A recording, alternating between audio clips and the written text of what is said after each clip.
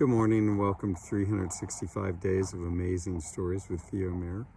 Here we are on day 311 and I'm continuing the story of Jullanar of the sea from 1001 Arabian Nights.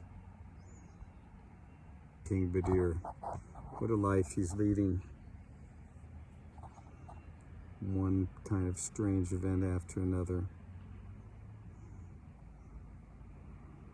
All begun through the cravings, desires of the heart. Some would say that it is that leads the entire creation. The love that we feel brings us together with people, holds the whole universe together. The old fava bean seller, the merchant, the old man who was an incredible magician, was watching out for Badir. And he made certain that Queen Lab, that magician of a queen, agreed to not do Badir any harm, but to return him back to the old man in the same state that he was giving him to her in. Queen Badir arrived, or Queen Lab arrived with her retinue of maidens. She had brought an extra horse with beautiful trapments all over and beautiful bridle and saddle. And Badir was led out to this horse, mounted it, and off the two of them rode in the escort of all of those maidens that she had brought back to her palace. Now Badir was excited and really happy to go with Queen Lab. He thought she was more beautiful than any woman that he had ever seen before. And so to get to spend some time with her, he thought would be a wonderful thing. When they got to the palace, the horses were taken from them. And they walked into this elaborately decorated, beautifully built palace.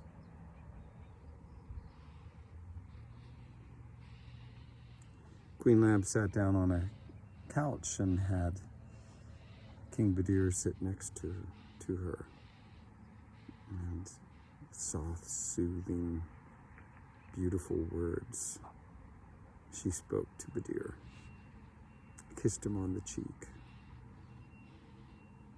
and then led him to a small table that was outside overlooking beautiful gardens.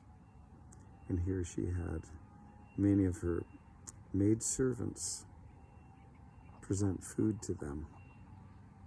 And after eating and washing their hands, the wine service was brought, and the two of them sat through the afternoon, talking with each other and laughing and drinking wine, more and more, until the two of them were drunk.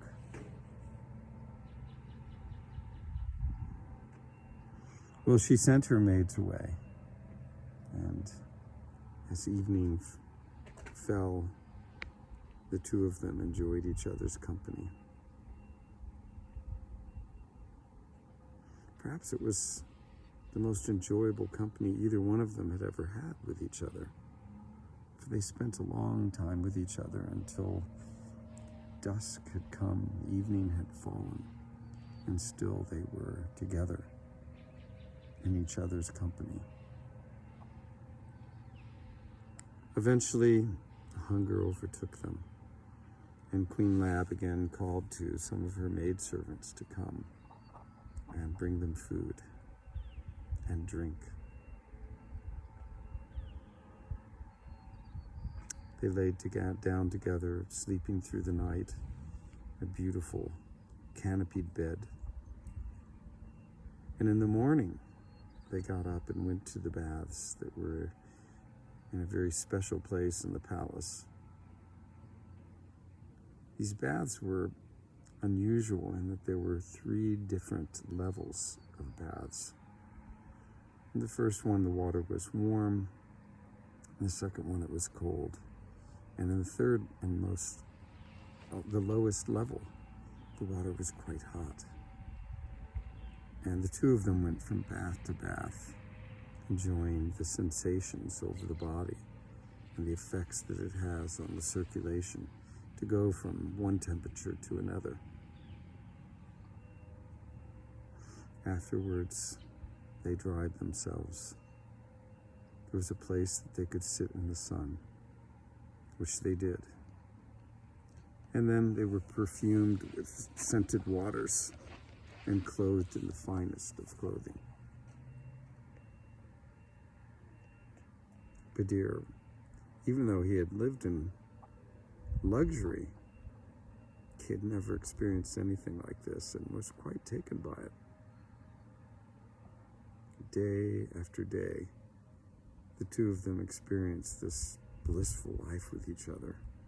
Nothing really to attend to, only orders to give and others to take care of their needs.